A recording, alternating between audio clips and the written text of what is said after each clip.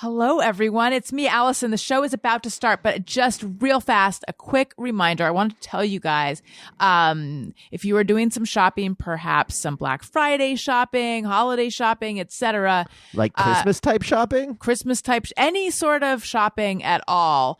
I have put together some lists on Amazon. Lists with things stuff on them? Daniel, just pipe down for 1 second. Beauty stuff, makeup stuff, home stuff, kids stuff, podcast equipment, books I recommend, all of this stuff. And Daniel's stuff? Oh, yeah, Daniel's Corner, where I put stuff that I know that he likes. But Daniel has recently gotten way more involved, and he put together a special Christmas spectacular gift guide for you. You guys will not even believe it. I mean, I'm not going to tell you what's on there, but it's literally some things. Lots of things. And a whole big caption explaining his process. If you know someone who's exactly like me, they are going to love it. And here's where you go to see all of this. Amazon.com/shop/Allison Rosen. Amazon.com/shop/Allison Rosen. And we'll be adding to it. It's nonstop, you guys. Yeah. Okay, here's the show. Bye. You guys, I lied. I said the show was starting right now, but I have one more quick announcement. I'm co-hosting a new podcast. It's brand new. It's called Upworthy Weekly. I'm co-hosting it with a guy named Todd Perry, who I'm having so much fun with, although he is wrong about so many things, especially Christmas music, but also other stuff. But anyway, Upworthy Weekly, we come out on Saturdays. Please give it a listen, subscribe. If you like what you're hearing, leave us a comment, a review on Apple Podcasts. That helps out the show so much, especially because we are brand new. As I've said, between 1 and 4 times right now, I've lost track. But anyway, please give it a listen. It's a lighthearted news podcast. We're taking a look at the most popular and engaging stories from the week before that ran on Upworthy. And it's just what your holidays need. And then when we're past the holidays, it's just what that part of the year needs. It's just exactly what you need. Please listen to it. Upworthy Weekly, new episodes every Saturday, wherever you get your podcasts. Allison Rosen is your new best friend. Allison, with her the good times never end. Allison Rosen, doing the wavy pencil dance again. Allison Rosen. Allison's your new best friend. Hey everyone. Hi. Hello. Welcome to another episode of Allison Rosen is your new best friend. This is the first Monday show that I've recorded in 2022. How about that? So, as you know, typically I chat with my producer, Tony Thaxton, at the top of the show about something important like bugs I found in my house, how he's feeling, his hiking regimen, that kind of stuff. However, he's on tour right now with Motion City Soundtrack, but they've been stuck in Chicago for about 5 days, and it was just announced that the tour is being postponed and rescheduled. He drove with his dog across country. His dog is at his parents' house. So there's some questions about how he's getting back, when he's getting back, etc. I will say I am genuinely bummed for him that his tour is canceled. However, as you know, because I've talked about it on the show, feel a little bit abandoned by him being like, hey, I'm going to be gone for 2 months. And by the way, I can't wait to leave. I have just like, oh my God, life is just a series of wake up, take a shower, do your shitty show, go to sleep over and over. I mean, he doesn't call my show shitty, but that's what I hear when he talks about it. So I know that he had been looking forward to this so much.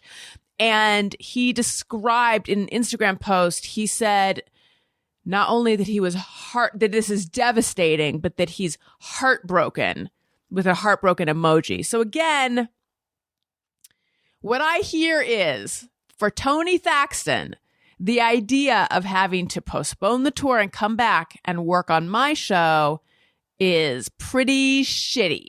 So think about that.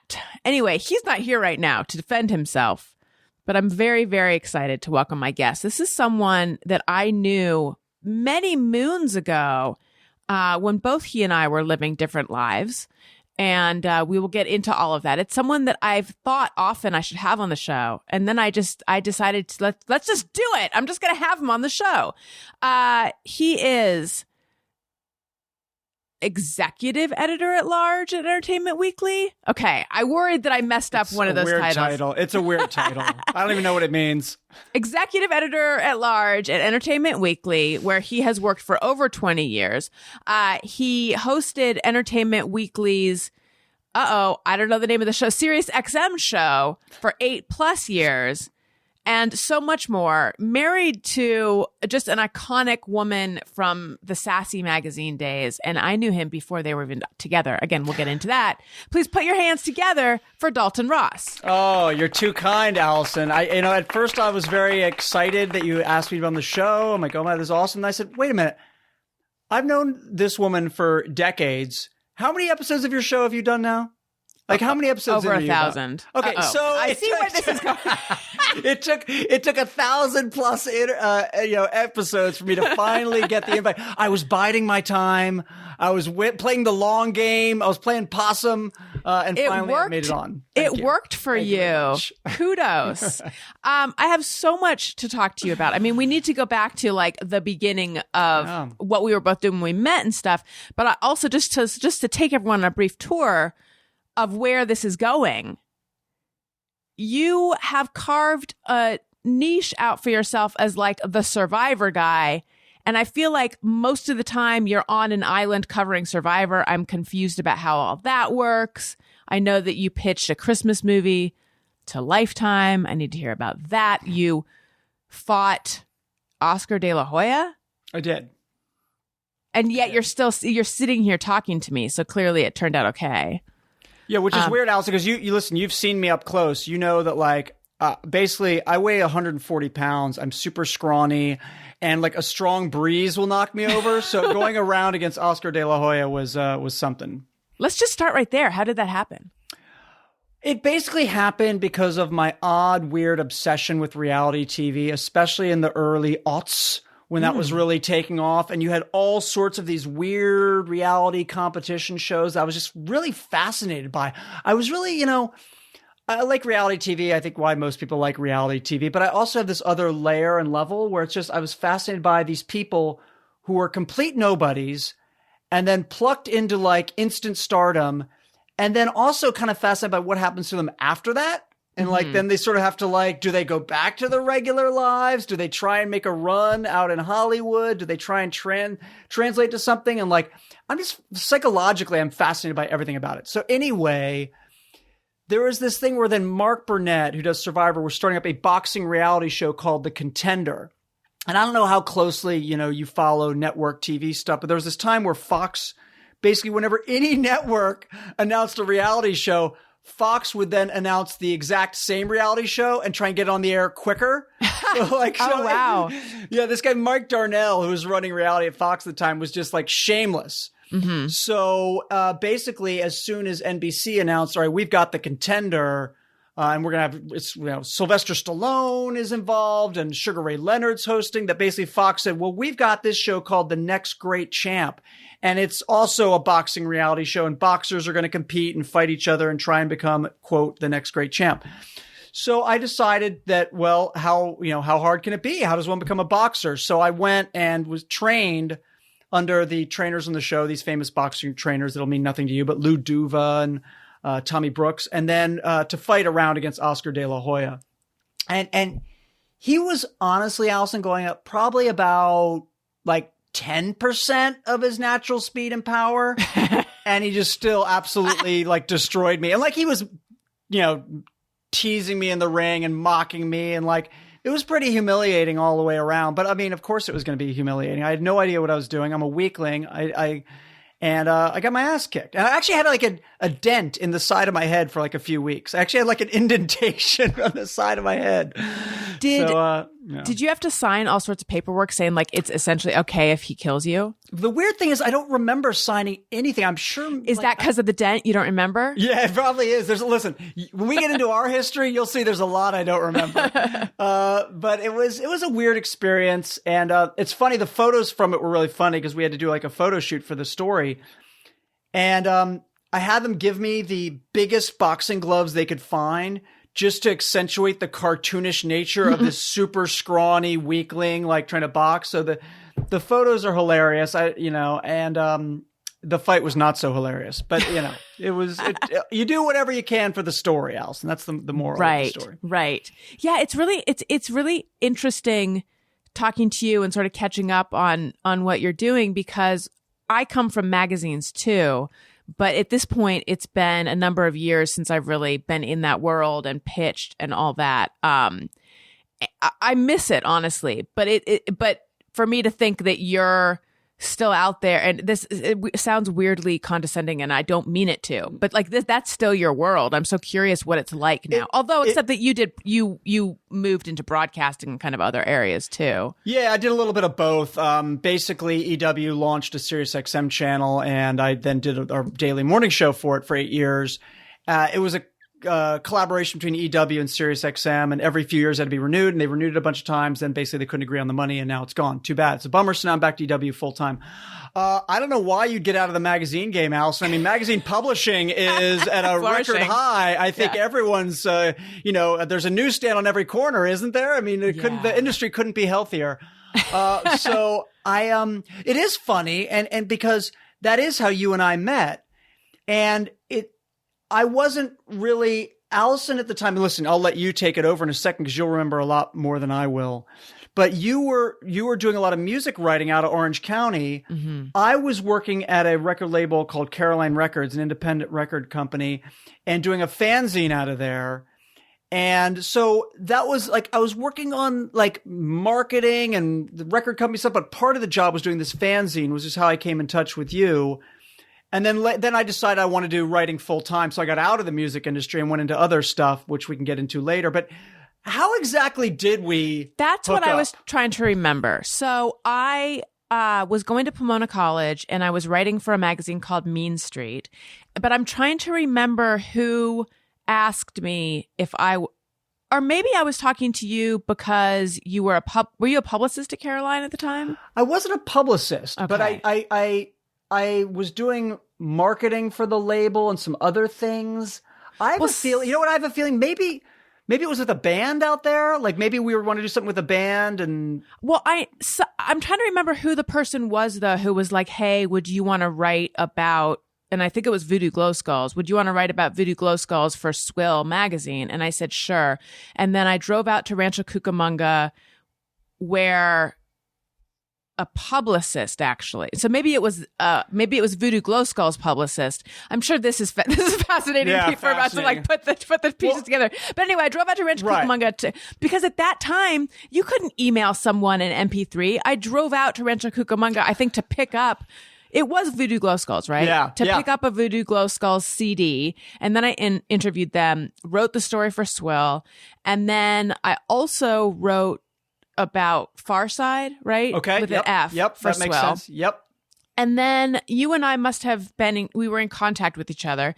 And then you came out because your family used to vacation on Balboa Island, which at that point, I was probably home for the summer. Right. We hung out. You were friends with the guys in this band, Just Plain Big, which includes Mickey Janison, who I'm still, like, I haven't seen him in many, many years. And he, just for people to put it all together, he is friends with Anderson Cowan, who does a podcast with Bald Brian, who from the Adam Carolla Show. So this is a small world for some people listening. Yeah. And that's how I met them. And then, you and I stayed in touch. And then I remember I came to New York and you and I got a drink at some Lower East Side bar. And I was like very fresh to New York. And I remember you saying like, it doesn't have to be Rolling Stone that you work at. And I remember thinking, no, but it does. You don't understand. It does. So that's how we met. There was a band called Peach that I loved who were on Caroline. Did you work with them? I'm sure I did. I remember them now. It's like you're bringing all this up, and I didn't remember it was Voodoo Glow Skulls and Far Side they worked on, but now I do. I hadn't thought about Peach probably since I left Caroline Records. I feel like a lot of people haven't. But now that you bring it up, I totally remember that band. Yeah. Yeah. So I am trying to remember, though, how you and I initially were put together. Again, I'm thinking maybe it was Voodoo Glow Skull's publicist. Maybe his name was Mike, because everyone's name was Mike. Don't know. It's so funny. Who knows? Who cares? The fact is now here we are decades later. Yes. Chatting, and it's just awesome. And I've had such a blast, like watching your career and everything you've been doing, and your family growing. It's fun, you know. It's fun when you have these people in your lives. And Allison and I, you know, we may not talk for months or years, but like we keep tabs on each other, and it's just an absolute blast. So here's something I remember. I was such a fan of Sassy, and then also Jane. In fact, I went on to work briefly at Page Six magazine, and Shelley Ridenour was there. Do you know her? Because your wife, Christina Kelly, like I said, iconic Sassy writer. Right. Yeah. And Shelley was from Jane. But so anyway, I remember walking around Balboa Island with you, and somehow we were talking about Sassy writers, because I was such a fangirl of that. And you were like, so-and-so, she's odd, but Christina Kelly's really cool. I don't think you were dating her yet. We weren't. Christina and I knew each other. A friend of mine from Washington, D.C., named Amy Demas, ended up working at Sassy in the art and design department, and she moved to New York. And so she sort of introduced Christina and me together. And we just kind of knew each other for, 2 years or so before the magic happened, and then started dating, and then got married, and have been married now for over 20 years. And I dragged her out of the city, which I thought was impossible, out here to the burbs of New Jersey, which is crazy. I've domesticated her. And it's been great. But listen, I was as big of a fan of Sassy as you were. In fact, a friend of mine from D.C., another connection that Christina and I had, but not at the time, is that a guy I knew in D.C. was named the Sassiest Boy in America. And they did the Sassiest Boy in America contest, and he won it, which was really fun. This guy, Ian, from this band, The Nation of Ulysses, that some people may know.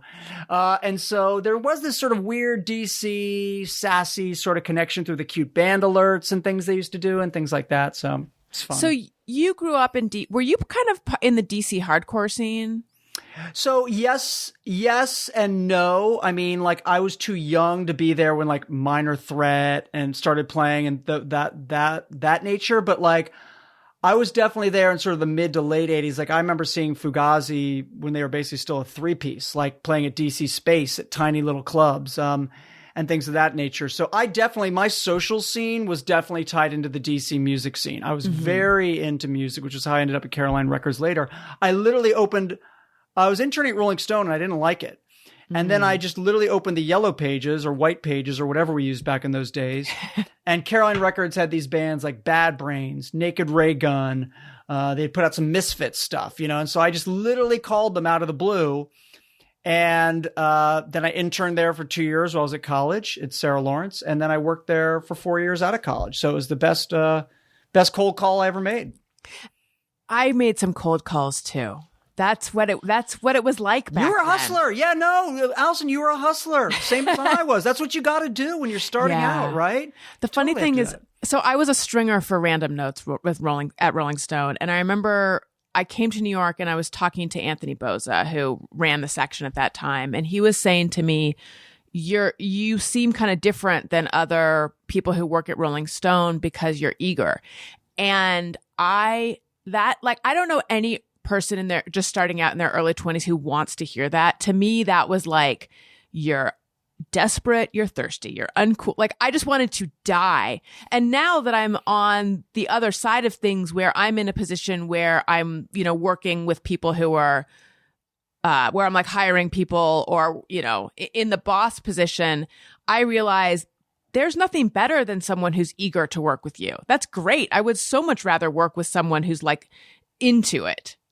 Totally. 100%. You got it. You have to prove that you're dependable, that you're going to go the extra mile, all that stuff when you're, in your 20s. and you're trying to prove yourself, and you're in New York, and you're trying to set yourself apart from all the other people that are eager and wanting that work. That's 100% what you have to do. Right. So tell me why you did not like interning at Rolling Stone. Well, I was, it's really funny. So I had really long black hair at the time. I had jet black hair with like red streaks in it or something.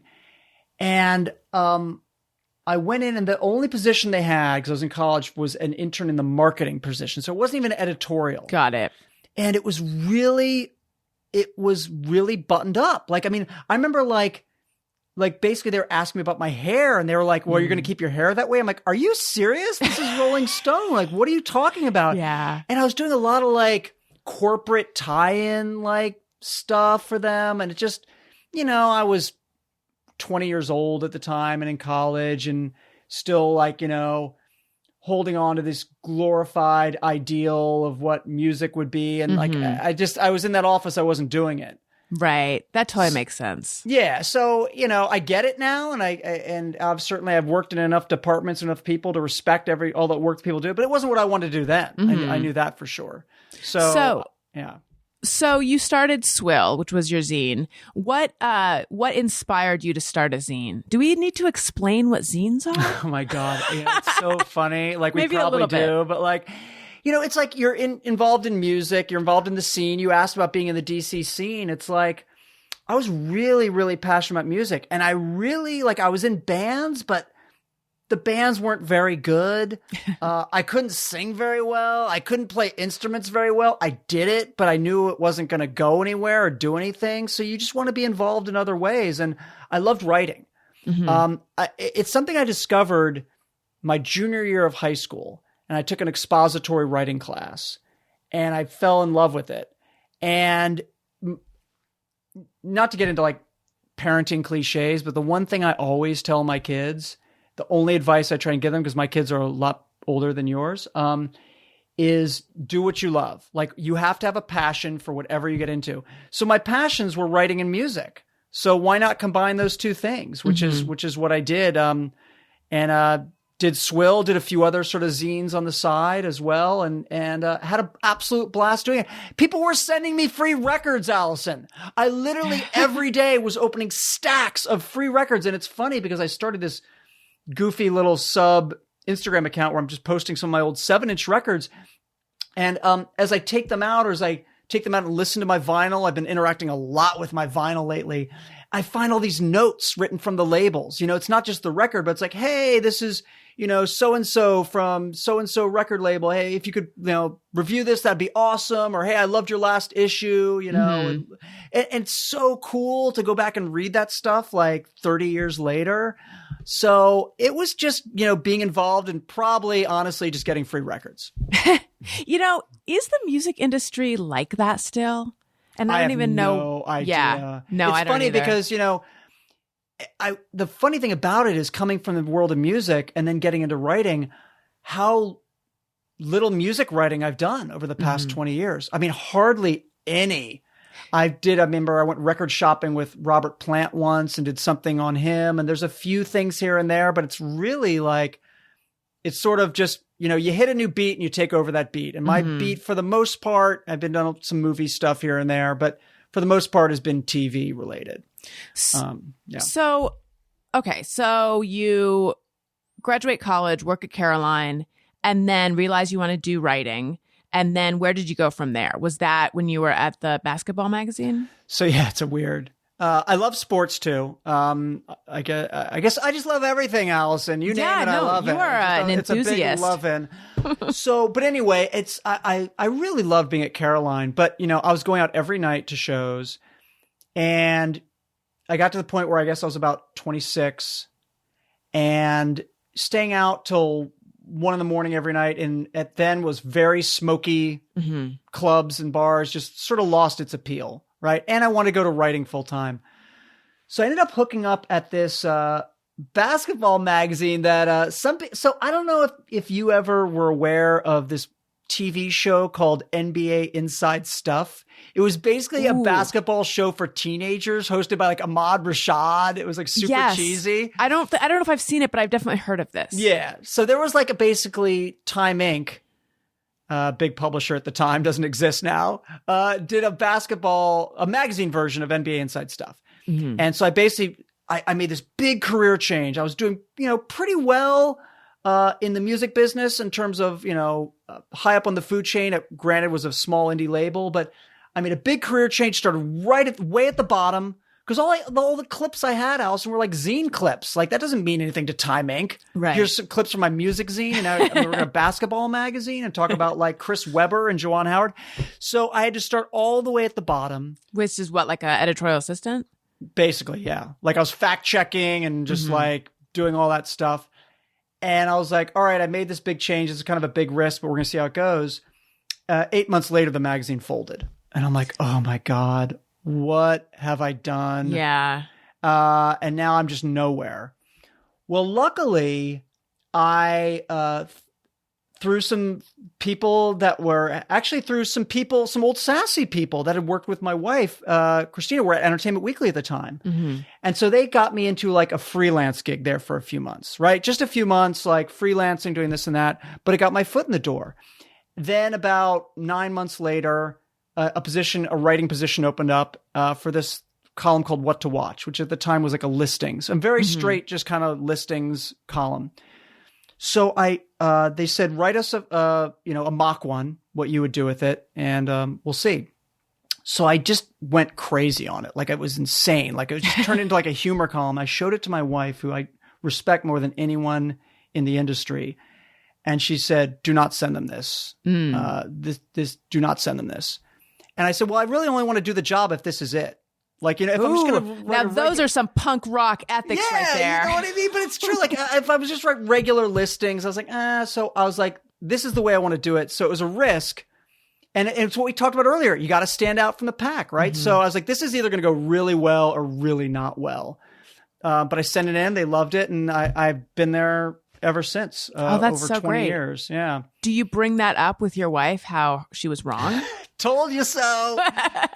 I mean, I do, but I also, like I said, she's just such a better writer, only because it's widely acknowledged that she's such a better writer and editor than I am. I still get people that come up to me and just want to talk about her and how inspirational she was as just inspiring teenage girls at a time when magazines were giving them maybe not the best messages in terms of like self-worth and body positivity and things like that. And so, she she left and then later ran other teen girl magazines like YM and L Girl, and she instituted no dieting articles. She refused to publish any dieting articles and other things of that nature, which just, that's going to beat out me writing a Temptation Island recap any day of the week. So. Okay. So what was your first title at EW? My titles have all been awful. I don't know what any of them mean. Like, they're terrible. I guess I was a staff writer. Fine. You know what that means. I was a senior writer. Okay. That makes sense. Then I've had titles like assistant managing editor. Now, Allison, what is that? Is assistant managing editor? Am I an assistant? Am I a manager? Am I an editor? I have no idea what that means.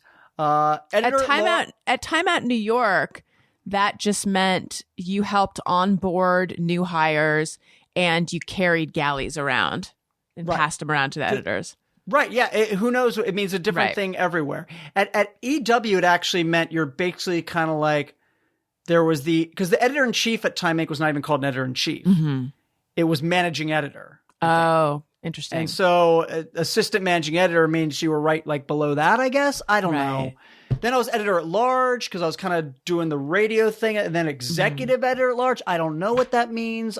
Basically, editor at large kind of means usually is like this person kind of job is nebulous and they do their own thing and they kind of can't be easily put into a specific, which I guess describes me. I do some writing. I do some editing. I was doing the radio for 8 years. So I do lots of video stuff. So I'm just kind of got my hands in a lot of different cookie jars. How did you feel about doing the radio for the years? And also you kind of breezed past the bummer that it was when it went away. Yeah, I loved it. I used to do a lot of talking head media stuff, which I know you've done a fair amount of as well. And like, I used to do the morning shows a lot. So I've been to the Today Show, GMA, and especially the CBS one, which back then was called the Early Show, I think. And so I had the experience, but I really got tired of that after a while. I'm like, no pun intended. Like, why am I getting up at 5 a.m? And then because I'm in Jersey, the car's got to get me super early in case there's tunnel traffic to do like a 3-minute hit on morning. Like I lost interest in it. But anyway, because I had that experience, when we launched up the channel, they asked me to do the morning show. And I said, well, I'll do it, but then I'm not going to edit anymore. Because editing at that time, too, we'd be up really late night. And I'm not going to be up late night, then get up at 5 a.m. to do early morning radio. Right. So I gave up the editing, kept writing, and the radio was a blast, man. It was fun. I mean, you know what it's like. You do it on your podcast all the time. You've been doing it for years. You're a lot more experienced than I am. But we were live 2 hours every day. So we had people calling in. We grew the same way you have on your pod. We grew up a family of listeners, and they became a thing, and they're interacting with each other and creating this like weird sub community. Yeah. It was a lot of fun. So are you bummed? Yeah, I'm bummed. Made no bones about it. I love doing it. It was great. I feel lucky that I got to do it for 8 years on SiriusXM, which is kind of an eternity. And I'm actually surprised because it had to be renewed every few years, like every 2-3 years. And the latest iteration was like every year to be renewed. And I knew at some point that they just weren't going to see eye to eye on, it's a weird financial arrangement. And it was a partnership. And I knew at some point the partnership was going to, cease to be. So it's a bummer, but I love doing it. Did you have any say in it, or was it like these, like mom and dad are going to make an arrangement? Yeah, no, I had no say in it whatsoever. Oh, well. Yeah, it was too bad. I had a blast. I think we were able to build something up that people really love to do, and so that's never fun to walk away from that. But I'm still lucky that I still love to write. I still love to edit. So I'm still doing what I love, but it's just like this piece is missing. You know what I mean? Like I still have a lot of love in my heart for my job, but there is a piece that was sort of ripped out.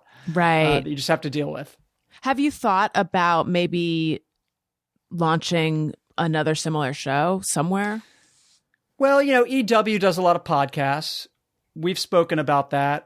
It has to be something that we all believe in, meaning something that I want to do, something that I feel is a good would maximize my time, because time is the most precious commodity, and something that I feel would be successful.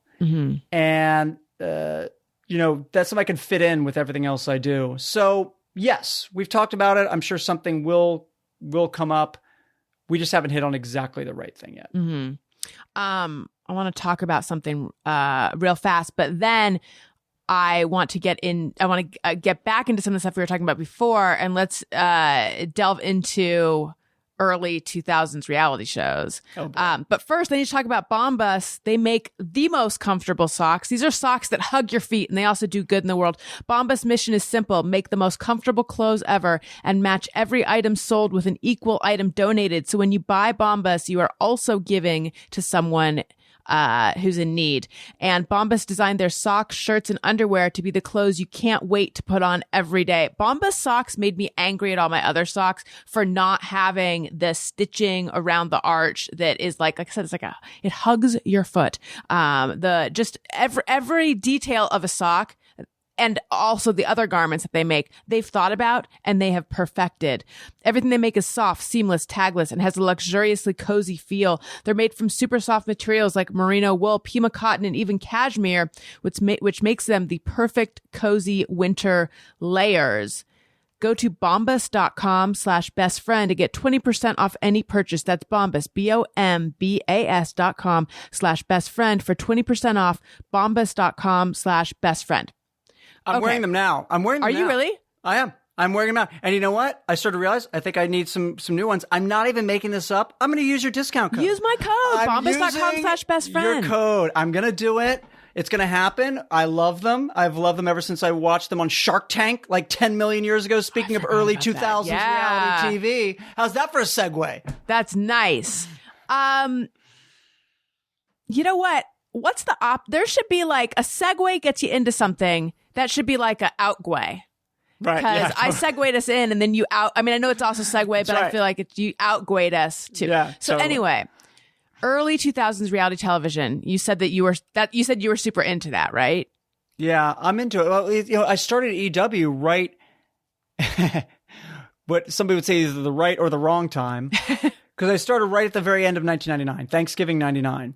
And reality TV took off about 6 months later when Survivor started. Okay. Right May 31st, 2000. So it was right after I started EW, and I loved it. And, I would argue that the debut of Survivor was the biggest game changer in the terms of the television landscape in TV history of the past, I don't know, 40 years, 50 years, maybe. I mean, think about TV pre-Survivor and post-Survivor. And you could go and say, well, there was the Real World. Right. So I was Survivor. sitting here Right. trying to remember what I was watching. I was very into Real World. And in fact, I have a listener who is like, why are you not watching the Real World reunions on Paramount Plus? I need to get into those because maybe I would enjoy them. So Real World, Road Rules, Project Greenlight, Joe Millionaire, Yep. Joe Schmo. I can't remember what Oh, else. I love Joe Schmo. Yeah, so Road Rules and Real World were pre-Survivor. The difference is that those were not, first off, they weren't on a broadcast like CBS, but secondly, they weren't competition shows. Right. They're more similar to like, your Real Housewives or any of these shows, Duck Dynasty, that just sort of follow people around. Yeah. Or do these things. They weren't voting people off. They weren't playing for a prize. Right. There wasn't that elimination aspect. Right. People weren't having their torch snuffed or, saying you're in or you're out or, whatever. So this was the first real broadcast reality competition show. And I just found it fascinating. I love competition. Like I said, I love sports. I love adventure. I love tropical stuff. I love the beach. I don't know why I've lived my whole life on the East Coast. I hate the cold. I wear like 30 layers in my house when it's like 70 degrees. I hate it. So it just had everything for me. And like I said, I was fascinated by the psychology of it. I was fascinated by the characters of it. I was fascinated by the way the show was put together. And, that's what I've been writing about for the past 20 years, for better or for worse. So was it like, we need someone to cover Survivor? And like, how did it happen that you became that guy? Not too dissimilar from the way I bided my time to get on your freaking podcast after 1,000 episodes, Allison. Because when I started, Survivor started and it was huge. The finale, the season 1 of finale, summer of 2000, had something like 54 million people watched it. Think about that for a second. 54 million people. It was crazy. That's a fuckload of people. Yeah, it was crazy. So I was new at the magazine, so they weren't just going to hand that over to me. I wrote about it in my little listings column and did a little box here, but there were bigger fish at the magazine that were sort of handling that, and I would take the scraps. But then as it started getting to like season 3 or 4, and it wasn't necessarily the national obsession anymore, we had just kind of started doing like recaps, which were a huge thing, which I still do, but were a really huge thing about a decade ago or so. But anyway, we just started doing them. And they said, do you want to recap this show? And I said, yeah, I'll totally do that. And so I started recapping it in like season 3 or 4. And that's probably about 2002, 2003. And I've been doing it ever since. And so it was just sort of I didn't think that the show would be on for 20 years. They didn't think the show would be on for 20 years. But I've loved doing it. I've been able to go out on location like 17 times to places that I didn't even know existed. Like I wasn't a geography major. I'd never heard of the Cook Islands. I couldn't have told you where Palau was on a map or Gabon or any of these places. And so, I sit at my desk all day working. So if, and the honest truth, and we could talk more about this if we want, what going on set is like for a TV or a movie. But I'm really generally not a fan of that. I find it super tedious. Not a fan of sitting at your desk or going on set? Either. No, going on set. No, but I thought you're the guy who loves everything. I do. Well, now we're going to get into the flip side. I don't, going on set, there are exceptions, but going on set to a normal show or movie I'm super impatient. And so when you watch a scene in a TV or a movie, right? And the scene is 2 minutes long and it's some people talking or doing whatever.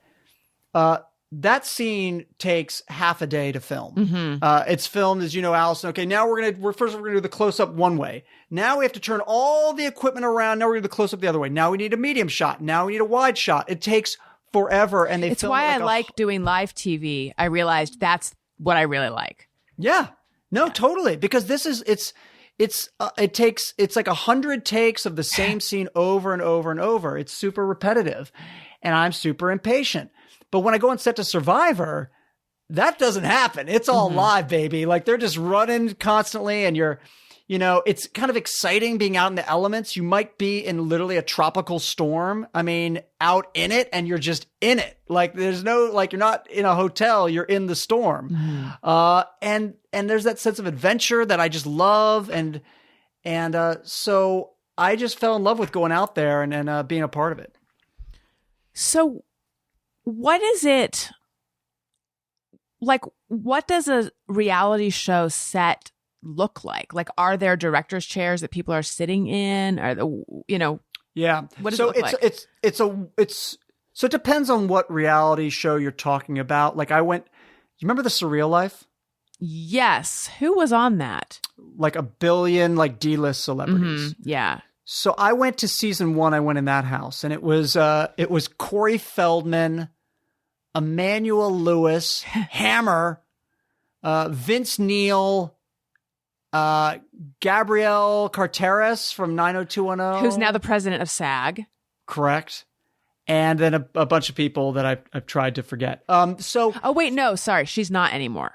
She was. I think it's Fran Drescher now, maybe. Is it? I think so.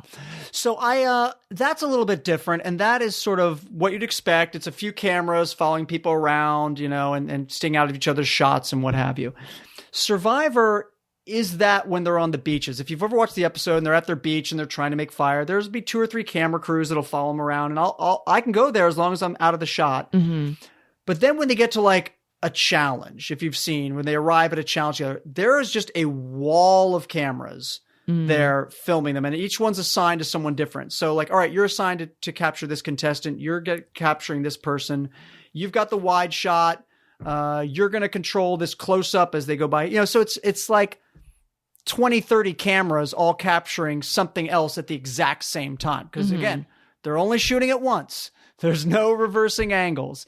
They've got drones up there right now. They got cranes. They're all just got to capture it live, which is why what they'll do is they'll do rehearsals. So when you see a challenge, they'll do several rehearsals of that challenge. And what they're doing is they're checking the challenge to make sure, okay, does this work right? Does this puzzle take too long? Is it too easy? This A-frame we've built and someone's climbing up. How's that working? But they're also testing all their camera angles. Who are pretending to be the contestants when they're testing it? So that's fun. So when I go out, me. Oh, wow. Back in Survivor All-Stars, I asked Mark Burnett, and he let me try out a challenge. So I do that now every time I go out. But they have a group of people that's called the Dream Team. And they're basically people whose job is to test out challenges. And how cool is that?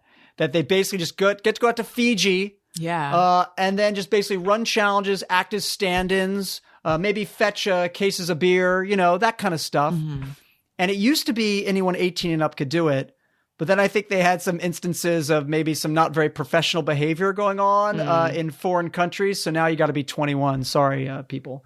But yeah, so that they do that. And that's their job, which I think is super awesome. And what's also cool, Allison, is a lot of those people, if they want, stay on the crew and basically get promoted. And they end up in pretty significant positions. That is cool.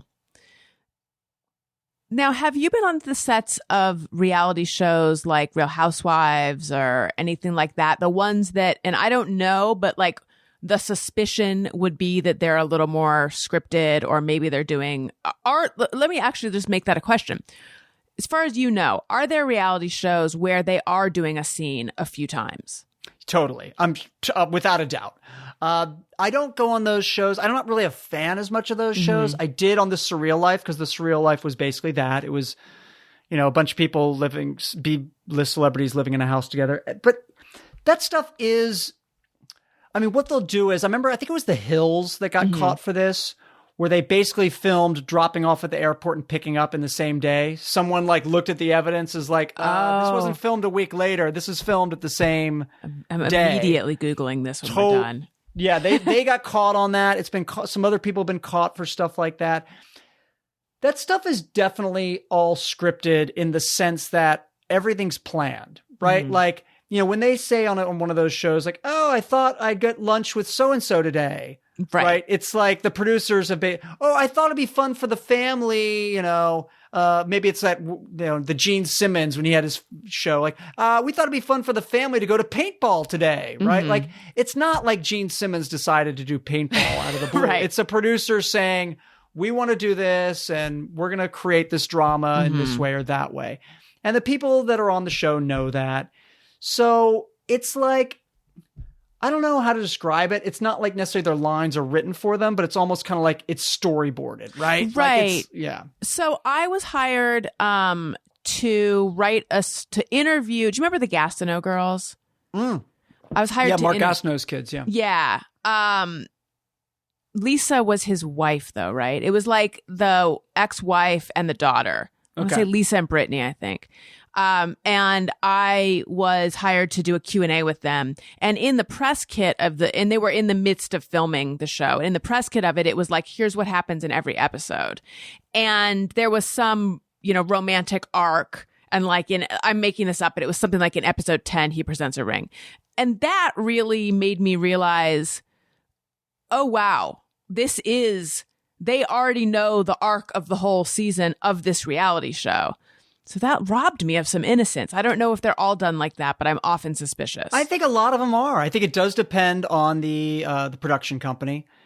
But like at the very least, like whenever you watch one of those shows and like, let's say it's about, okay, here's a reality show about like a thrift shop. You know what I mean? Like 9 out of 10 times, like the people that work there have literally been cast for the show to work there. I know someone who was cast to be, I can't remember if it was for like Jersey Licious or Jersey Couture or one of those terrible like Jersey Shore ripoff shows where he basically auditioned to be like the store manager. Right. And didn't audition as a store manager with any experience in that. He auditioned as a really good looking, sort of gay best friend type for the other people on the show.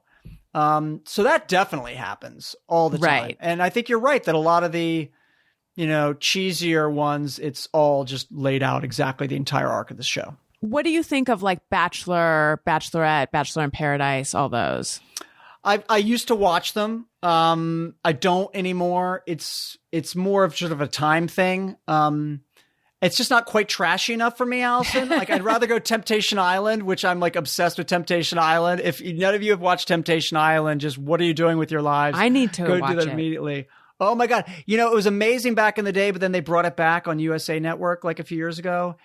And I thought it would pale in comparison. It was even better. It was crazy. They've done 3 seasons on USA. The third one wasn't that good, but the first 2 is just trash TV gold mine. Just absolute. Is that where I should start with the first 2 USA seasons? Yes. Would you believe and no one can believe this. It might be my most interesting fact, which is sad. I've never really watched Amazing Race. Amazing Race is a great show, and it's been on a long time. It just started its 33rd season the other night, and that was the season, interestingly, that got shut down because of COVID. They were in, I think, Glasgow, and they all of a sudden had to stop filming and wait 19 months and start up again, which is fascinating. But the way they do that on the fly is just amazing. There's a reason why it won like 10 Emmys in a row. I mean, it's the production values are just crazy. The one thing about Amazing Race that's always tough for me is I really stress the 2 things that stress me out most in life are, well, that's not true. There's 3 things that the other thing is having to pee when I start watching a movie. It's a whole thing. I won't drink fluids for an hour before the movie starts. So if I'm seeing a 7:30 movie, I stop drinking at 6:30. I then pee like a million times. I wait for like 6:29 while I'm sitting in my seat. I get up and pee, and then I sit down because I don't want to have to think during the movie. Wait, do I need to pee? Like I can't tell. So that stresses me out the most. The other two things that stress me out are being late and being lost. And The Amazing Race is all people that are late and lost. Yeah. So luckily they're the ones that are late and lost, so I can just laugh at them. But I would never be able to do that show. I'd be terrible at it. I have a terrible sense of direction, always lost. GPS Waze has changed my life. I don't know how I got anywhere before. Actually, I do know how I got places. I would call my mom, who's very good with directions, and I would tell her where I need to go, and then she would look it up in the Thomas Guide, and then she would like write out directions for me. I don't know how but I sort of remember using this mom service when I was in college. So she must have just told me over the phone, and then I wrote it out. But if producers, by the way, if Amazing Race casting producers were listening to this, they would now cast us on the show like, oh, he hates being late and lost. She doesn't know where to go. Drama. Yes. Full gold. Put them let's on the do show. it. I feel No, like I need never. a career refresh. Never in a million years. You'll kill me. You'll kill me before the end of the first leg. But that's where the good stuff is. Has GPS changed your life, or in terms of getting lost? It's funny because, I mean, I'm pretty good with navigation, but I think about that constantly now when I literally just punch in an address, think about like, God, remember the days? Because this is how old we are when we like would have to call people and be like, well, how do you get? You're like, well, now you're going to pass the Exxon on the right, but look for the Texaco over there. You're going to feel like you should turn right, but don't. Keep going. Yeah, totally. Yeah. Totally. And then remember the MapQuest days? Yes. You know what? I had forgotten. There was a long period of MapQuest days. Well, I went through this recently because we went to Greece a few years ago, and I got really nervous about what if my phone, I was renting a car in Greece, and that was a whole other bundle of nerves. But what if I'm like out of range? Like, what if like, you know, my phone's not working and I get lost in the middle of nowhere, Greece. So we're going to some kind of out of the way places. So I basically, Allison, printed out like 300 pages of like MapQuest directions from like random places in Greece. It was like a briefcase full of like, it's absurd. This isn't like 2019. Like, what's wrong with me? I had a moment. I was going to be a guest on Jordan Jesse Go, which my listeners will know which podcast that is. So that records in MacArthur Park. Not the best area. And I forget how far away. It was maybe like a 25-minute drive from where I used to live. And I was on my way and I realized my phone was going to die. And I guess I didn't have a charger in my car.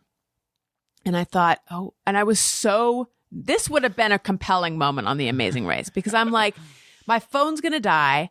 I'm not going to be able to get where I'm going. I'm not going to be able to get home. And I'm also not going to be able to call my husband because at this point I had not memorized, even though we were married already, I still hadn't memorized his phone number because it was just in my phone. And I don't know my kids' numbers. I have no idea what my kids' phone number. They've had them for 10 years. I have no idea what their phone numbers are. I finally made Daniel and me, it made us memorize each other's phone numbers. My kids don't have numbers yet, but yeah, I think you got to make yourself memorize them because I do.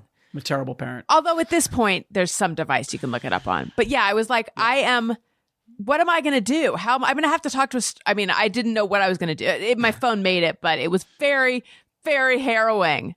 Dude, when Skynet takes over and we're all like destroyed, I mean, the machines are going to rule the planet one day. I don't know if it's like T2 or the Matrix, but we're all going to be pulverized. So you now have an empty nest situation going on, right? Yeah, I don't know how I feel about it. You think there's this whole like, oh my God, we're going to be so free to do what we want to do when we get the kids out of the house. And like, we made it, high five, like, like they're alive. But I guess we became empty nesters in a pandemic. My son's a senior in college and my daughter's now a freshman. Oh, wow. And, what are we going to go do? There's nothing to go do. There's nowhere to go. And then like, it's like, I've never got hung up on age really ever. Like when I turned I had a kid in my 20s, so it's like my life was over then, in terms of any sort of like being some like hot tamale or young buck or social, butterfly. So I stopped going out in my 20s, but so I turned 30, no big deal. When I turned 40, no big deal at all. Didn't really bat an eyelash. 50, which I turned last year, that was a little rougher, I guess. Mm-hmm. But having the kids older is what freaks me out a little bit. I really hated it when my son turned 20. Because at least when he was 19, I could be like, oh yeah, I got 2 teenagers. And people would think they were like 13 and 14, when it's like really like 18 and 20. It's like, or 18 and 19. It's like, they're teenagers. He's now 21. He's like a full adult. Yeah. He's like a dude that's like he can like order a beer. I mean, like, it's super weird. I went out to a restaurant with him the other day and it's like, dude, because like ordering a cocktail, like that just seems wrong. And then my daughter just turned 19 the other day. So she's about to turn like 20 in a year. That's weird. That's what freaks me out, is them being old. Not me being old, but them being old. Because it means you're old? Yes, because it means I'm ancient. I mean, we were watching we watched that new Spider-Man movie. I don't know if you went to see it, but like, spoiler alert. Although I'm not really spoiling anything, it's not in the trailer, so no, I'm not spoiling the end of it. But like, it's like old characters from the movies come back to the new Spider-Man movies. You see that in the trailer. You see Doc Ock there, whatever. Okay. So now we want to go back, like a lot of people were going back and watching the old Spider-Man movies, right? And so keep in mind, this is Toby Mcguire Spider-Man, right? Like, so Toby Mcguire, the movie takes place, he's basically graduating high school. It starts, he's in high school, and then he just gets out. So he's 18, right? And he's living with Uncle Ben and Aunt May, right? So this is his uncle and aunt, right? They're like 80 years old, right? Like, they're just his uncle and aunt, and they look like so old. And I'm like, and this is of an 18-year-old, and I've got a 21-year-old? Like, Right. Is that what I look like? It's like really scary. Yeah, I know. When it started happening for me, because I don't know if having children aged me, or if somehow my brain did something regarding, like, from the time I got pregnant to the time my kid was 1, it's like in my head I held still or something. Like, time has marched on, but in my mind I haven't experienced it in the same way or something, so that I just know that one day, and this was a couple of years ago, I was like, I'm really looking older. And I mentioned this to my therapist, and she said, is that a bad thing? And I said, yes. Are you kidding? Do you understand how therapy works?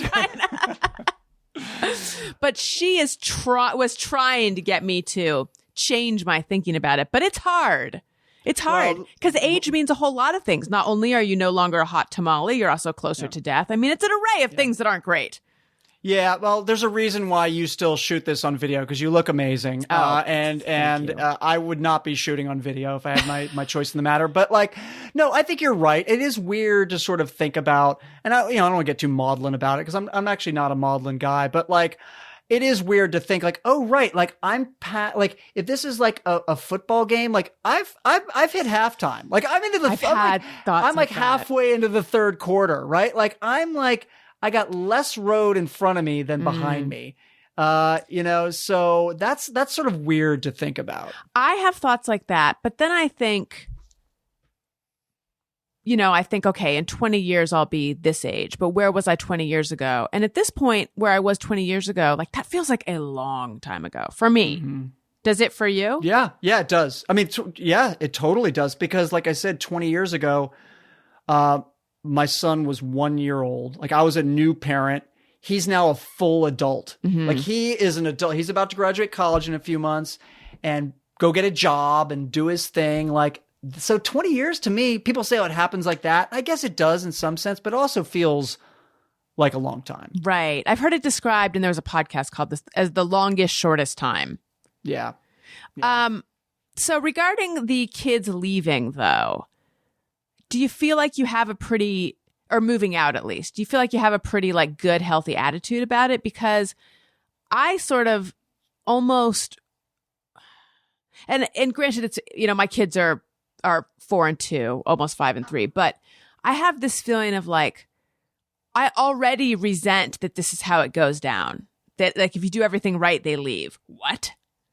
Yeah, it's weird. And like, I'll tell you, so I've sort of like, I mean, like, so basically Violet is an athlete. She runs cross country and track, as does my son. So they both run meets for the school. And so basically we became empty nesters in late August, but we're constantly seeing them because we go to their meets. So it's nice, but it's also just kind of this feeling of like, putting off the inevitable. It's like having that root canal that you kind of keep pushing, like, oh, I got a meeting. I got to delay that a week when you really don't have to delay it. Right. And so I'm kind of in like dipping my toes in the empty nest water. But it's weird. I've been manspreading all over the house. I'm talking to you now from my son's room, which is so weird. I've been telling you how he's 21, yet if you look behind me, you see stuffed animals on his bed. That's me putting them on his bed, so I feel like I still have my little baby. Oh. You know? So there's definitely some psychological like roller coaster activity happening in my brain right now. But it's weird. And here's the other thing. He's going to graduate. Who knows if he's getting a job, where he's getting a job. He could be living back home with us. So many people are you doing excited that. by that prospect? I'm excited about it from the hours of like 7 a.m. to 11 p.m. When he's playing Call of Duty at 1 a.m. and yelling like, go left, like, you know, do this, do that. Like, not so excited. Like, not excited about the overnight hours. Other than that, he's a good kid. So yeah, but it's like, who knows? I think a lot of kids when they graduate do that now for a year or two, and they come home, they save up some money and then get out. So talk to me in a year and we'll see how I'm feeling about it, Allison. Or wait another 1,000 episodes to invite me back. Whatever you want. See if I care. Both your kids go to, I don't know how much detail you go into publicly about. No, it's okay. They both go to really good schools. Was that something that you stressed? So I guess yes and no. I mean, they went to public school here in Montclair, New Jersey. Well, I went to private school. My wife went to public, and it's interesting because I went to a hoity-toity private school in Washington, D.C. Did you go to Dalton? Did Dalton go to Dalton? Dalton's in New York, so I did not okay. go to Dalton. Although that would have been very meta. But I went to this school called St. Albans in Washington, D.C., where like you literally got detention if your shirt was untucked. You had to wear a coat and tie every day. It was crazy. Listen, I got a very good education, but I definitely wanted my kids to go to public school. And I've got family members and cousins. They all go to private. It's fine. This is just what I wanted for my kids. So when it got to college, all I wanted them to do, I didn't really care where they went. I just wanted them to have as many options as possible. That's all I wanted. I just didn't want them to be like, wow, that's my dream school. I want to go there, but I can't go there. Right. And not that you're guaranteed anywhere. So all I ever said to them was like, give yourself, options so that ultimately you'll be happy where you're going. You're not settling. You're going to a place you're excited about. We're fortunate that worked out for both of them. They've both been very happy in their experiences, at least as happy as you can be when you're quarantined. I feel terrible, especially for my son who, he was sent home for the second semester of his sophomore year because of COVID, had to do it from home, which can you imagine like being a sophomore in college and then having to go back and live with your parents and it's just terrible. And then everything was kind of remote last year. Now he's back there early for sports, but they've already delayed when other kids are coming back, and who knows what the situation will be. It's just terrible. It's just awful. I loved my college experience. I was so happy. I try not to live in the past, but at the same time, I've got incredible memories of that time. And so it really pains me that their college experience, and for same thing with high schoolers and a lot of different ages, has really been compromised. I mean, my daughter's senior year of high school was completely remote. They did get to have a prom at the very end, thank God, but that was really about it. Yeah, and for me, because I didn't love high school, but I really did enjoy college, and classes were just a sliver of it. In fact, Yes. I wish I had appreciated the classes more. It was really just about the experience. So to not have that sucks. Can you talk just a little bit more about wanting your kids to go to public school? I like to hear this because the schools in Burbank are good, and our intention is sending them to public school. However, I have had these moments of thinking, am I not doing my due diligence by not even looking at private schools? I've decided it's fine. And if it doesn't work out at public schools, then we'll consider it. Because the whole point of moving to Burbank was public schools. But still, all of a sudden, and we believe in public education, but all of a sudden I'm wondering, is this the right way to go? I don't think there's any right or wrong answer. I think it's all circumstantial, depending on everyone's circumstances. I think it depends on, I think a lot of it does depend on where you live. There's certain places where I'm sure if we live that my kids maybe would not have gone to public school. And there's certain places where they could. We moved to a town in Montclair, New Jersey, where we were excited to get them into the public school system. They were one of the first areas that started magnet schools back with the busing in the 70s. So there's actually interesting. It was like 6 elementary schools, but you don't go to the closest one to you. You know, it's all sort of, you go to all one thread, which we thought was great. And I really wanted them to have sort of a makeup with a lot of diversity. And when I say diversity, I don't just mean based on ethnicity and race, but I'm talking about religion. I'm talking about financial. I live in a town which has some really poor areas and some super insane like mansions. It's got it all. And so I wanted them to sort of have that mix of all that, you know? So for our town, it worked for us, but that doesn't mean it works for everyone in every town. So, you know, you have to feel good about the school they're going to be in, and you have to feel good about the area. And so it just sort of, I don't think it's a one size fits all situation, Allison. I really don't. That is a very diplomatic, but also wise answer.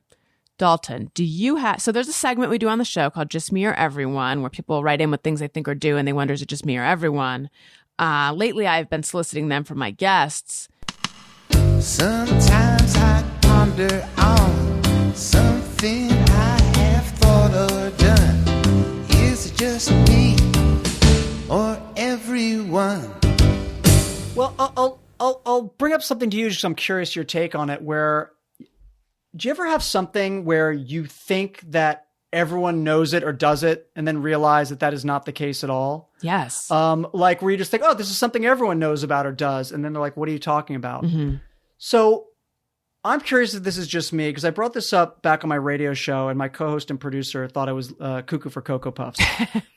When I look down at a watch or now a phone or whatever, and I see that it's 11:11, I kiss my watch or my phone and I make a wish. And it gets really psychotic sometimes, because now I've got this stupid running watch that my kids gave me to basically like subtly tell me to exercise more. I've got my dumb, stupid phone that I'm tethered to, and then I got my laptop. So now what'll happen is I'll glance at one, it'll say 11:11. And like an idiot, I'll kiss one of them, and then like a moron, I'll kiss the second one, and then like a complete doofus, I'll kiss the third. I'm just kissing everything. I'm like the kissing bandit. I'm like Morgana from like the 1970s, running over in Dodger Stadium and kissing the pitcher. It's terrible. So I thought this was something everyone did. So one time it was 11:11, and I kissed my watch in front of people. I said, "Oh, it's 11:11." They go, and I'm like, "So what? And what are you doing? And why are you like French kissing your wrist?" And I say, well, it's 11:11. And they had no idea what I was talking about. So have you ever heard this at all, or is this literally just me? When you said 11:11, my head said make a wish. So that's my association. But I am not familiar with the kissing. However, I like this take on it. However, I've seen people driving when they go, is it when they go through a yellow light where they go touch the top of the car? Kiss their hand and touch the top. But is that going through a yellow, or what is that doing? That is going... there's also something where I remember, which doesn't make sense if you're driving, but I still remember when I was a kid where if you crossed railroad tracks, you were supposed to like lift your legs up or something. Oh, that's a fun one. But again, if you're driving, that might not be right. Wise. And then hold your breath in a cemetery, which is always fun if you know you're going to drive. Like when I would purposely drive my kids by this one cemetery on like the Garden State Parkway that just goes on forever. And I would just sort of like try and watch them to see like how long they can hold their breath for. And like, is like my kid going to die? I don't know. It could be worth it because this is kind of funny. You're doing your own challenges. Yeah, I basically, yeah. But no, I kiss electronics. So when you kiss your laptop, what part of it are you kissing? Okay, I will say this. For the laptop, I kiss my fingers, and then I kiss the little time in the upper right-hand corner. But I fully smooch my phone, and I fully like just a lot of tongue action on my wrist watch. What about if you're wearing a mask? I would take them off. Is it only... But I don't go out, so I'm not wearing a mask. I have no social life, and I haven't been to my office in 2 years, so... Here's a just me or everyone that I have, but I want to get back to kissing your electronics. Yeah, please. I feel like this is probably just me, but I worry about like, what if people had goldfish on their desks at work? or animals there. And then also, this is insane, but if I have a package that I haven't opened, like there was I just opened 2 boxes that have been sitting there for like a month. In the back of my head, I'm like, what if someone shipped me a chick? Right. What if there's a live animal in here, which is so rare? I mean, it's more than rare. Like I've never ever received a live animal in the mail, so I don't know why my head goes there. If you're going to receive a live animal, what live animal would you like to receive? Puppy.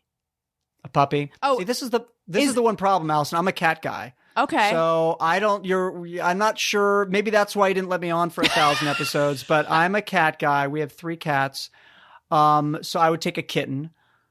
But, yeah, well, I mean, there's the food thing though, right? Like, I don't know about you, but I get sent food sometimes from like networks or things. They'll send me some sort of food item. So that you want to open at least relatively quickly if it's perishable. Yeah. Well, so I knew that it was, a gift, and I kind of knew what it was because they had asked me a question, like a size question ahead of time. I knew it was merch, but I hadn't opened it, and then I opened it today. I'm being very cagey. I don't know why. I think because I feel guilty that I hadn't opened it. But it was lovely. Thank you. But in the back of my head, I was like, what if there is something perishable in here too? But then thankfully there wasn't. So when you think that that an animal's being sent to you, do you think it's like hey, let's send Allison a puppy. She'll think it's so cute. Or is it like, F Allison Rosen, let's send her a dead puppy that she's going to open. And like, I mean, how dark is it getting in terms of people sending you animals? It's not.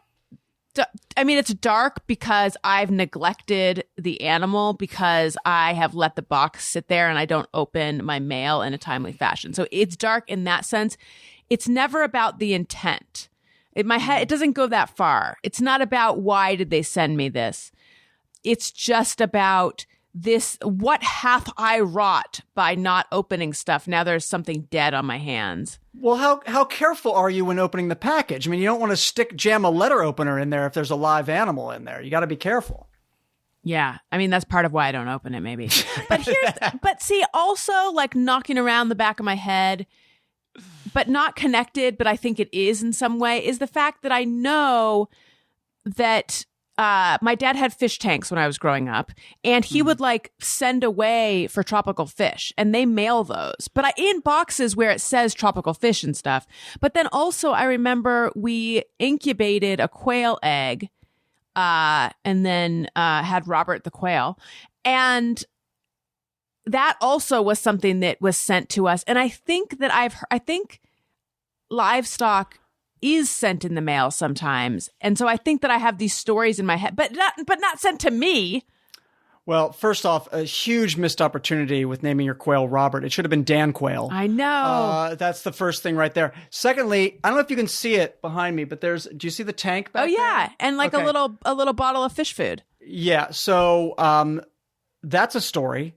So when my daughter was born, I was like, oh, I want to make sure that Dale, my son, doesn't feel like neglected, and I want to have some special time with him. So I'm going to take him to the toy store and get him a toy. And so we walk up the street to the toy store, and he's kind of like, he's like 2. Mm-hmm. And he's like, oh my God, like, let's get these big blocks or something. I'm like, oh no, but I find this kit and it's like, grow a frog. And I'm like, why don't we get this? Like, you can just learn how to take care of something, your first pet. Perfect for a 2-year-old. Yeah. But he's like, no, I think the blocks is actually, I'm like, no, let's get the frog. I strong-armed him getting the frog. Allison, I thought it would be like a goldfish. I thought this thing would die in a week or a month. It's still there. This is a 19-year-old frog? Yes. It's still in that stupid tank. And BT Dubs, my son lost interest in this thing after 2 days. Yeah, this is your frog. Who feeds the stupid frog? Who cleans the frog poop out of the tank? Who does all that? Me. Because I made the stupid mistake 19 years ago.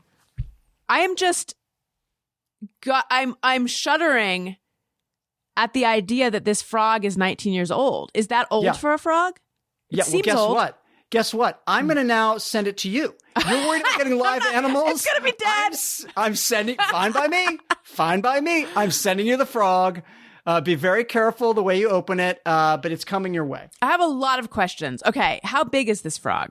It's not big. It's like it's like a tadpole, And then it becomes a frog. And then I got suckered into like, it's like, hey, get a friend. Yeah. When I bought the tank, I said, get him a friend. So I got him a friend. The friend just died like within the past year. So there's 2 of these idiots that I've had to feed. At least now I'm down to 1. I pray for it to die every day. I pray for this frog to die every day. Well, that was the other thing, is I stupidly let my son name them. He was 2. He named them Blue and Good. Those are literally their names. Is this Blue or is this Good? This is Good. How big is Good? Are we talking like quarter size? Are these little? He's a little bit bigger. He's a little bit bigger. He's like a little like he's like a little jar of Blistex or something, like a little tube of Blistex. Okay. I guess I can imagine that. And does he seem to know who you are? He has no idea. Does he live in water, or is he like He's in water? In water, so he just swims around. You have to buy filters for this stupid thing. It's like, it drives me crazy. What happened? I know you probably don't anymore, but back when you'd go on vacation, what happened? Well, we have the cat sitters, and nice. we force the cat sitters to feed the stupid frog. It's also amazing that he's lasted this long, considering you have 3 critters who would like to eat frogs in your house. This guy's going to outlast us all, Allison. Like, we're going to be dead in the ground, and this stupid frog is still going to be swimming around in that tank. I don't know who's going to be feeding him, but it's not going to be me. He literally is the bane of my existence. It's just been a huge pain in the ass. And I rue the day that I bought him. Do you think he knows we're in a pandemic? Probably because I've been home so much, right? Like we've been home in here and like I haven't left. I've kind of, like I said, I've turned my son's room into my like makeshift office. So I'm in this room all the time, like glaring at him, like just like giving him a look. And, so I think he probably has an idea. He's like, what is this guy doing? Are you sure you're not, I don't want to overstep, but are you sure you're not going to be sad when he shuffles off this mortal coil? No, I mean, your son was 2. No? Okay, you're ready. I will not be sad. I don't think my son will be sad. I think my son will pretend to be sad. I think he'll quickly recover from it. Got it. Another segment we do on this show is, hey, go fuck yourself. Oh, language. I know. And by the way, my producer, for the ideal execution, my producer would be here to play the drop, and it sounds like this. Hey, hey, hey, go fuck yourself. And it's just like a chorus, and it's just, it's funny because it's crass, but it's beautiful sounding. So the way this works, and Tony edited out all the part where I'm explaining, is wait. He's not going to edit out the part where you sang it, though, is he? Now he's you not gotta leave that in. No, Okay. you gotta leave that in. I think you, not only do you need to leave that in, leave it in just for me. I want the live rendition. Since you made me wait 1,000 episodes, I think the live rendition should be special just for me. Okay. You can edit out the explanation, but that has to stay. Okay. So anyway, you will explain who is working your nerves. And then at the end, you say, so, hey, so-and-so. And then he'll insert the hey, hey, hey, go fuck yourself drop. Did that make sense? Does he have to do the drop, or can you sing it after I say it? Well, Tony, surprise us with whatever you want to use. All right. I'm hoping for the dulcet tones of Alison Rosen singing after I tell someone to go fuck themselves. All right. So we've already established I'm a cat guy. Yeah. So I have this little issue that I've had. I love where I live. I love Montclair, New Jersey. It's just, I've been so happy here, and I wouldn't want to live anywhere else, unless it was, somewhere actually warm. And, but I have this issue where, listen, I'm a responsible person.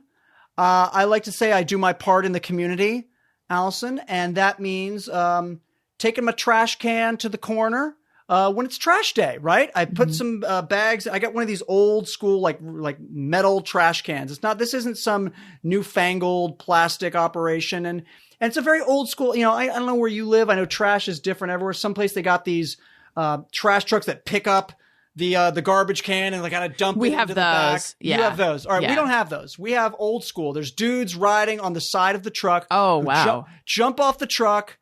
And then what they'll do is they'll open the lid off my trash can.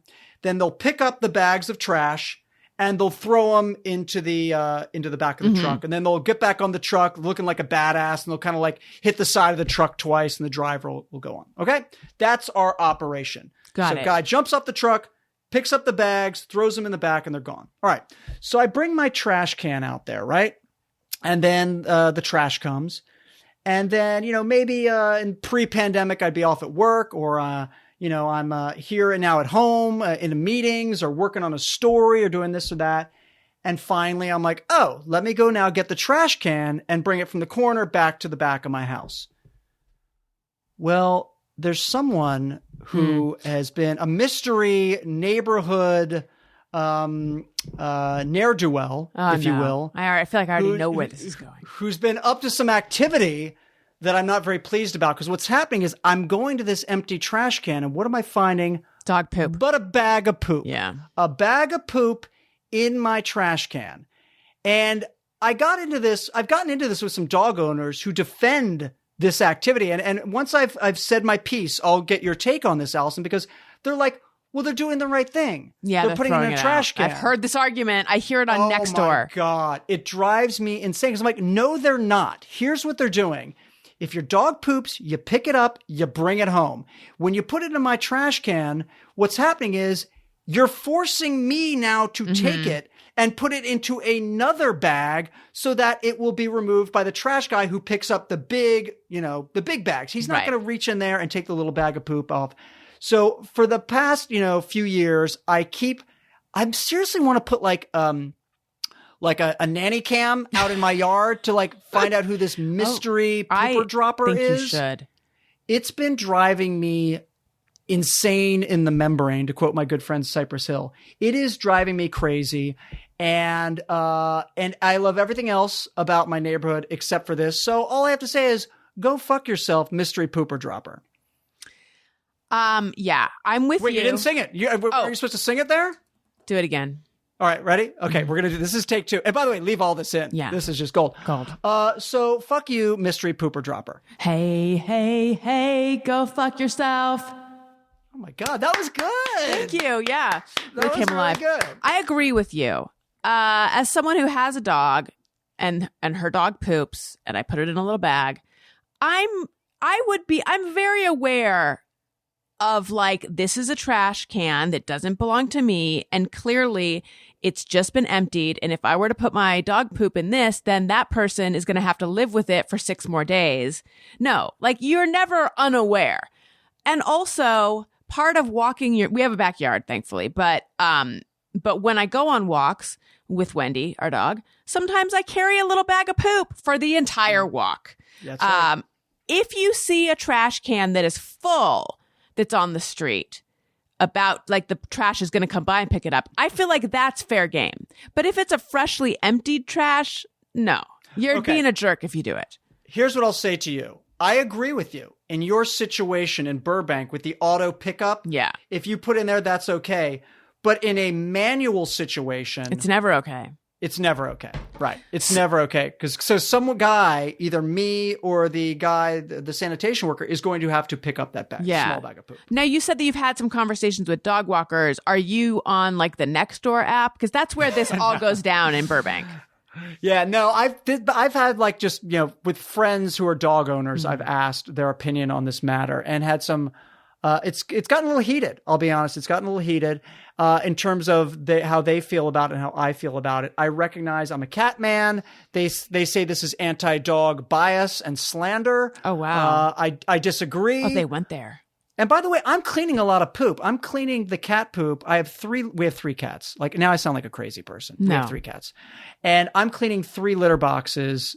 Actually, that's a lie. We have 4 litter boxes. I'm cleaning 4 litter boxes every day. So I don't mind getting my hands dirty, so to speak. But this is just, it's rude and it's disrespect. What's the deal with the 4th litter box? My cats are finicky, and so I just try and give them as many options as possible. There's one cat who is lets her displeasure be known, especially when we travel away, and likes to relieve herself in places where she shouldn't. So I'm just trying to discourage that type of behavior as much as possible. Do they all use all of them, or do some of them have their own box? So they all kind of they don't have their own box. They all kind of use all. We put them on different floors. Like we have actually 2 in the basement. and then one on the second floor, one on the third floor. So we give them options. It's like ice cream. You don't want the same flavor every day. Sometimes you just want to mix it up a little bit. Yeah. I mean, by the way, what do you call the things that you put on ice cream that can be either I call them sprinkles. You call them sprinkles. Do you call them Jimmies or Pokies or something? Yeah. Jimmies. Yeah, Jimmies.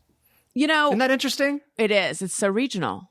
Yeah, it's regional. Not to sound like an elitist, but we have 3 bathrooms in this house. That's right, 3. But my husband and I fight over one bathroom.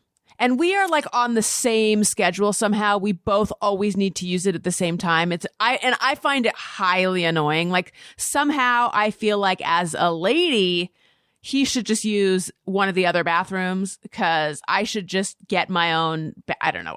I recognize it's problematic, but anyway, it's weird. So I like that you said your cats are not that flexible. They each have their favorite. No, they don't. No, they're flexible. They're flexible. Okay.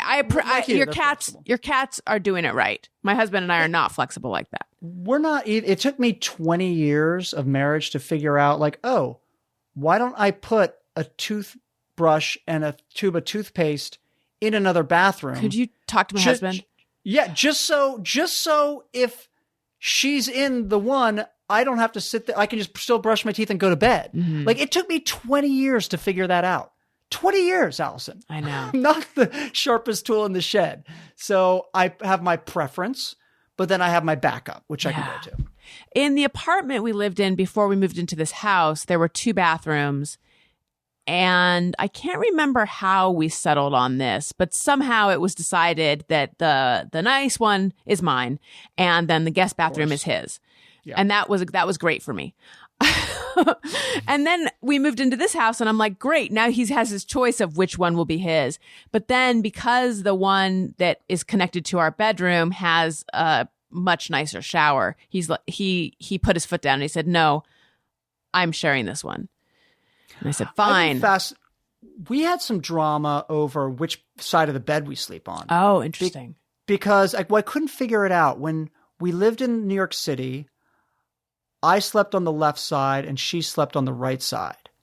And then when we moved to New Jersey, she switched to the left and I to the right. And I wasn't really sure why it happened, but somehow it happened. Something about the room composition made her want to switch sides. It's weird after you sleep on, because I don't sleep on my back. I sleep on my side. And I sleep out, like away from my partner. Right. Because I don't want them to smell my stinky breath.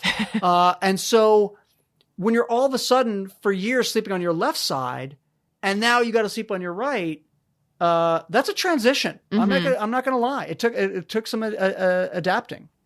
How are you with it now? I'm fine. Okay? I've been doing it for years. Yeah. I think what you need to do, sometimes I just want to just mention this as an option. If the temperature's right, you can just flip and just in the middle of the night, if you need to, you can flip and put your feet at the head of the bed and your head at the foot of the bed. And then you will be facing out. Just put my feet right in her face. Yeah, that's right. I'm sure I'm getting 20 more years of marriage with that one. Wait, now I'm sorry. I'm realizing, okay. Yes, that would work. Then you would be facing out. Right. Dalton, it has been nothing but a joy to catch up with you. This has been awesome. Let's do this before another 1,000 elapse. You think so? I think so. Especially because, okay, so I've got the one-on-one that comes out on Mondays, and then I've got the group show that comes out on Thursdays, and that is less of like a deep dive interview and more of a just like we talk about our lives and it's silly and we there's segments we do and stuff like that. Maybe you should come on that one. Well, my life is so fascinating.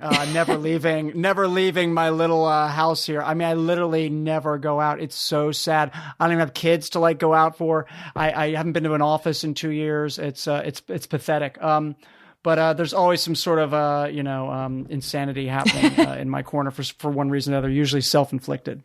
Now, when you say you never go out, are you like even more so not going out right now though with this new variant?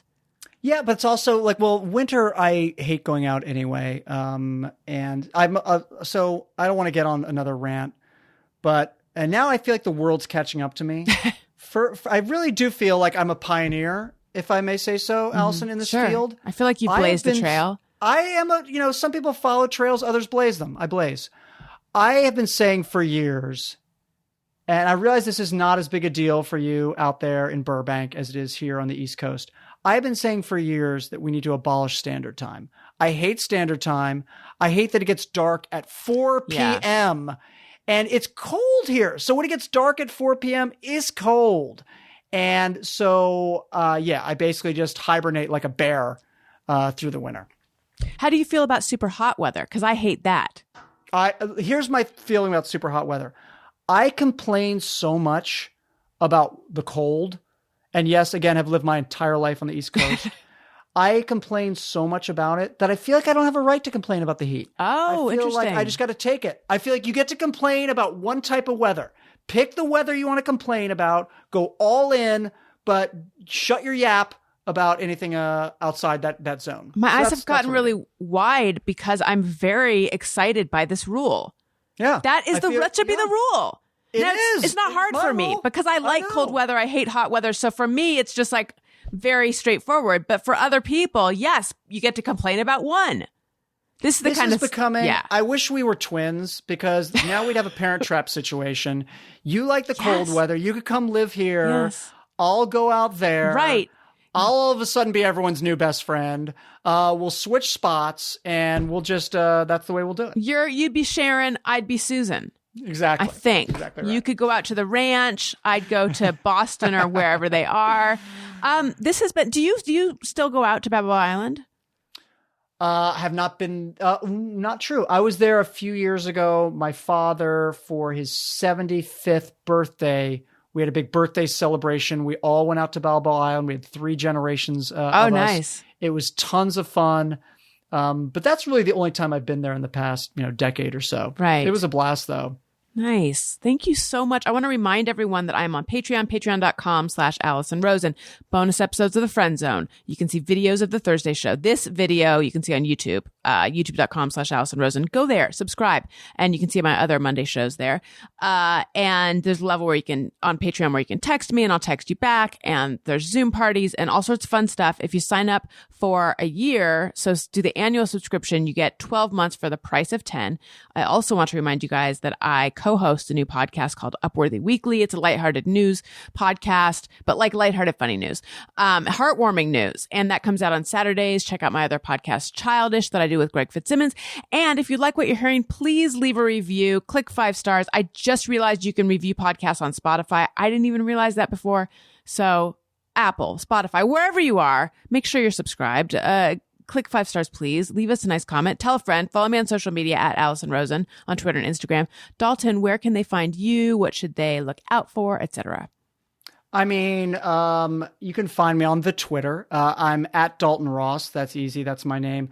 It really annoys me because I'm on Instagram, but I couldn't get at Dalton Ross. I hate having different handles for my Twitter and my Instagram. And my Instagram handle is not nearly as good.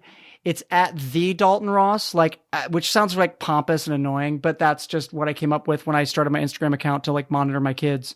But now I do a lot of stuff on there. So at the Dalton Ross on Instagram, at Dalton Ross on Twitter. Obviously, I'm doing all the stuff for Entertainment Weekly, so you can read my stuff there if you so desire.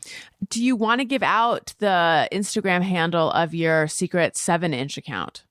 Oh, yeah. It's at punk.singles, which I also hate. I hate underscores and periods in titles, but I used one for some reason. But it's at punk.singles. It's very niche, people. It's very niche. Unless you like punk rock 45s, not going to be up your alley. But if you're curious what the hell it's about, you can check it out. There's literally 4 followers on it. You can be number 5. I'll be the 5th. Thank you so much, listeners. Thank you for listening. I love you. You matter. Goodbye. Hey, do you know about the Allison Rosen Show?